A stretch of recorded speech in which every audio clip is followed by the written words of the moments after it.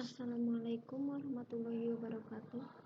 Perkenalkan, nama saya Rani Tami dengan NIM 4151911029. Di sini saya akan mempresentasikan tugas besar 1 saya, 4 diagram UML, yang berjudul Sistem Alat Tulis Kantor. Diagram pertama ada diagram use case. Diagram use case merupakan gambaran atau representasi dari interaksi yang terjadi antar sistem dan lingkungannya. Sistem pada penjualan di toko alat tulis kantor merupakan suatu sistem yang memiliki tujuan atau untuk mempermudah proses transaksi. Dalam sistem penjualan ini terdiri dari 4 bagian, yaitu bagian pemilik, bagian gudang, admin, dan customer. Admin memiliki akses untuk melakukan login ke sistem, kemudian melakukan proses transaksi dengan pelanggan, serta membuat laporan dan melihat laporan. Bagian gudang bertugas untuk menginput data barang, mengedit stok atau data barang, serta membuat laporan yang berhubungan dengan barang. Pemilik memiliki seluruh akses sistem dan dapat melihat laporan. Customer memilih barang yang akan dibeli dan melakukan transaksi dengan admin. Diagram kedua ada diagram activity.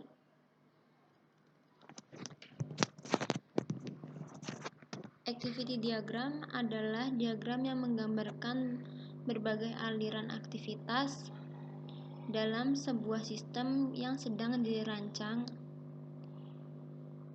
dan masing-masing sistem aliran berawal putusan yang mungkin terjadi dan bagaimana aktivitas tersebut berakhir.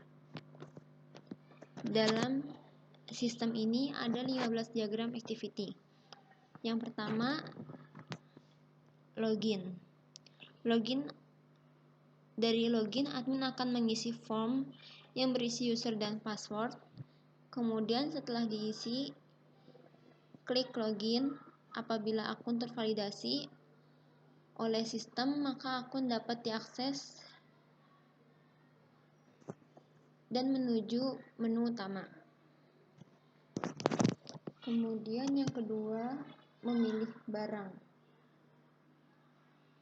yang dilakukan oleh customer. Admin akan memberi katalog barang ke customer dan customer akan memilih barang. Setelah customer memilih barang, maka admin akan menginput barang apa saja yang telah dipilih oleh customer. Kemudian admin akan memberikan total barang terhadap customer. Yang ketiga ada transaksi. Transaksi dilakukan oleh customer dan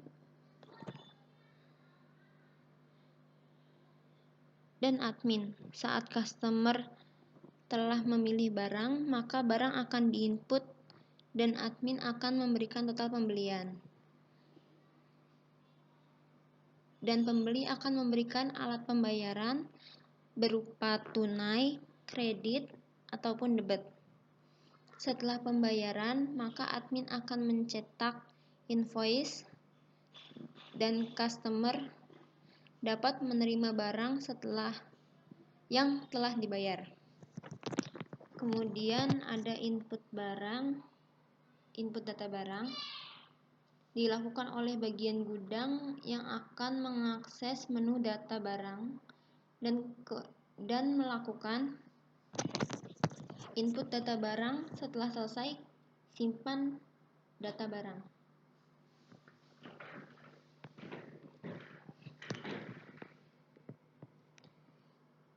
Yang kelima ada input persediaan. Input persediaan dilakukan oleh bagian gudang yang akan mengakses menu persediaan dan melakukan input persediaan. Setelah selesai, kemudian simpan data persediaan. Dan selanjutnya yang keenam ada edit data barang. Dilakukan juga oleh bagian gudang yang akan mengakses menu data barang dan melakukan edit data barang. Setelah selesai, kemudian simpan data barang. Yang ketujuh ada laporan.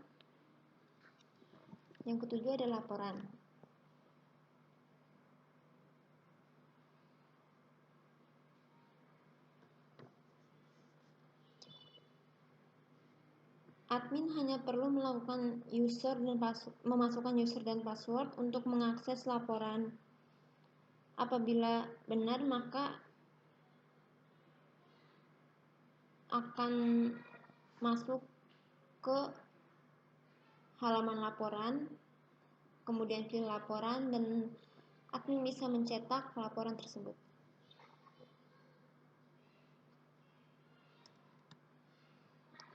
Yang ke-8 ada hapus data barang. Hapus data barang dilakukan oleh bagian gudang yang akan mengakses menu data barang dan melakukan edit data barang. Setelah selesai, kemudian simpan data barang. Kemudian ada laporan transaksi.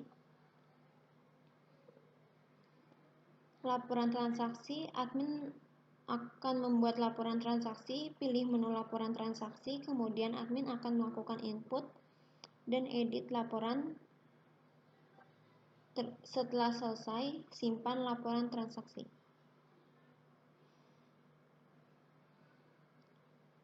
Laporan stok. Yang ke-14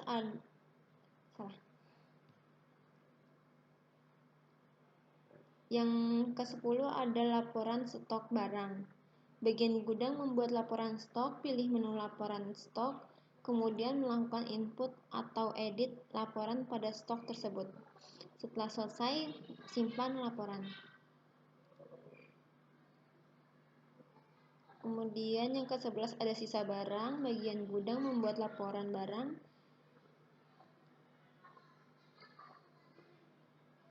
Membuat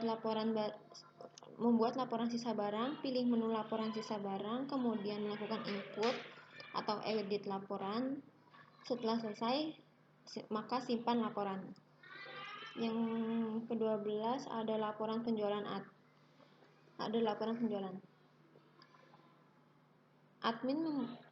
Tugas admin membuat laporan penjualan, pilih menu laporan penjualan, kemudian admin akan melakukan input atau edit laporan. Setelah selesai, maka simpan laporan. Selanjutnya ada input dan lihat tanggal transaksi. Input dan lihat tanggal transaksi. Admin membuat input dan lihat tanggal transaksi, pilih menu tanggal transaksi, kemudian admin akan melakukan input atau edit laporan pada tanggal transaksi tersebut. Setelah selesai, simpan tanggal transaksi. Yang ke-14 ada laporan pendapatan admin. Laporan pendapatan. Admin membuat laporan pendapatan, pilih menu laporan, kemudian pilih laporan pendapatan, lalu admin akan melakukan input atau edit laporan pendapatan. Setelah selesai, simpan laporan pendapatan. Yang terakhir dari diagram activity ini ada logout. Pilih menu logout, klik submit logout. Jika iya, maka tampilan akan kembali ke menu login. Jika tidak, maka tampilan akan kembali ke menu utama. Yang ketiga ada diagram sequence. Sequence diagram adalah suatu diagram yang menggambarkan interaksi objek dan mengindikasikan komunikasi di antara objek-objek tersebut. Diagram sequence juga ada 15. Yang pertama ada memilih barang. Customer memilih barang dan memberikan barang kepada admin.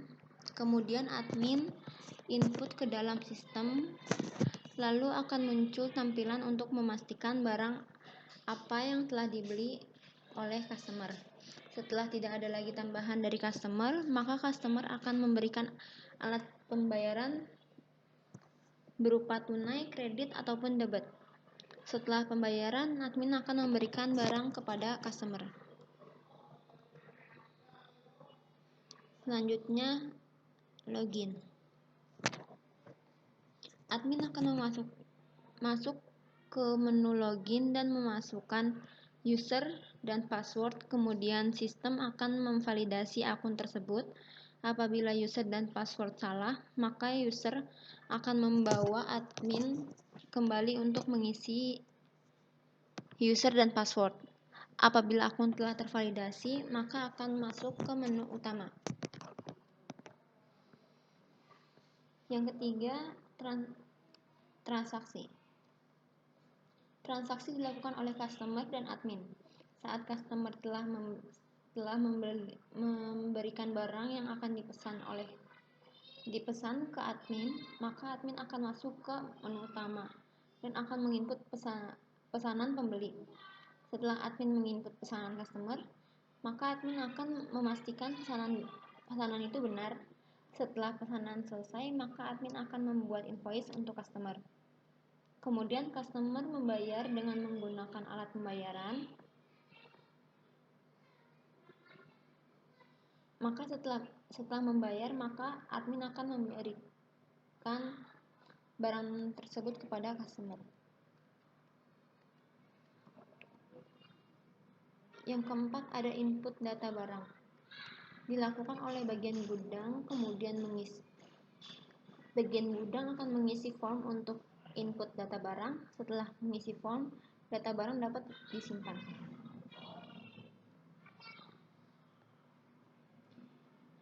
Setelah itu ada input persediaan. Input persediaan dilakukan oleh bagian gudang, kemudian isi form persediaan.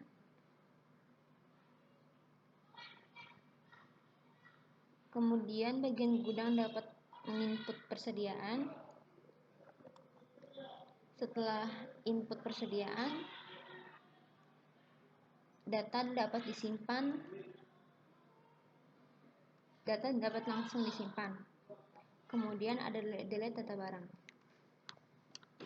Delete data barang dilakukan oleh bagian gudang, kemudian membuka list data barang, pilih data barang yang akan dihapus.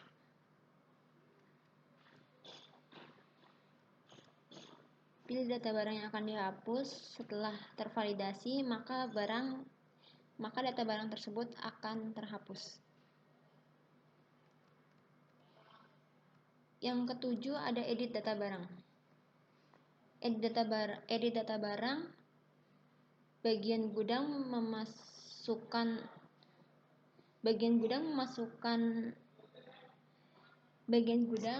ke dalam sistem data barang, kemudian cari kode barang. Apabila data barang yang dicari tidak ada, maka akan kembali ke menu masukkan kode barang. Dan apabila data barang ditemukan, kemudian klik tampilkan nama barang, lalu pilih data barang yang akan diubah. Setelah diubah, maka data barang dapat disimpan. 8. Ada laporan. Laporan dapat diakses oleh pemilik dengan memasukkan user dan password, kemudian pilih menu laporan. Kemudian sistem akan menampilkan jenis laporan yang akan dipilih. Setelah pemilik memilih laporan yang akan dipilih, maka sistem akan menampilkan laporan yang telah dipilih. Ke-9 ada laporan transaksi. Admin pilih menu laporan, Sistem akan memproses, kemudian pilih laporan transaksi, dan sistem akan menampilkan laporan transaksi. Dan admin dapat mengedit dan menginput laporan transaksi. Setelah selesai, maka data akan disimpan dan laporan dapat langsung dilihat oleh pemilik. 10. Ada laporan stok barang. Laporan stok barang dibuat oleh bagian gudang, pilih menu laporan, dan sistem akan memproses, kemudian pilih stok barang, dan sistem akan menampilkan laporan stok barang. Dan bagian gudang dapat mengedit dan menginput laporan. Setelah selesai, maka data akan disimpan dan laporan dapat langsung dilihat oleh pemilik.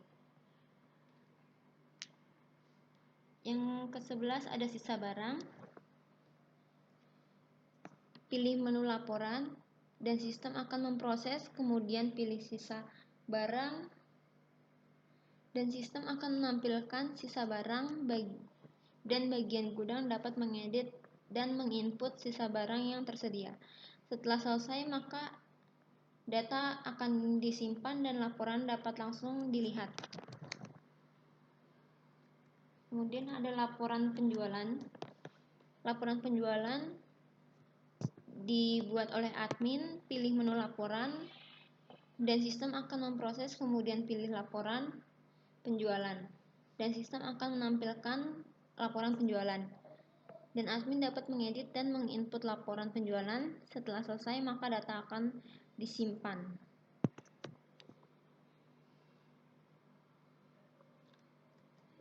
Selanjutnya ada input dan lihat tanggal transaksi. Input dan lihat tanggal transaksi dibuat oleh admin, pilih menu laporan, dan sistem akan memproses, kemudian menampilkan pilih tanggal transaksi. Dan sistem akan menampilkan tanggal transaksi dan admin dapat menginput tanggal transaksi. Setelah selesai, maka data akan disimpan dan laporan dapat langsung dilihat. 14. Laporan pendapatan. Laporan pendapatan.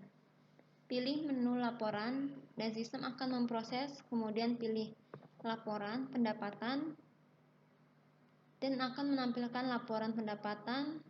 Admin dapat mengedit dan menginput laporan pendapatan. Setelah selesai, maka data akan disimpan dan laporan dapat langsung dilihat oleh pemilik. Yang ke-15 ada logout. Klik logout, sistem akan mengkonfirmasi. Setelah berhasil logout, maka akan menampilkan lagi ke menu login. Diagram terakhir yaitu diagram kelas. Kelas diagram adalah bagian dari WML di mana kelas diagram ini menggambarkan struktur, deskripsi, serta hubungan antar kelas tersebut.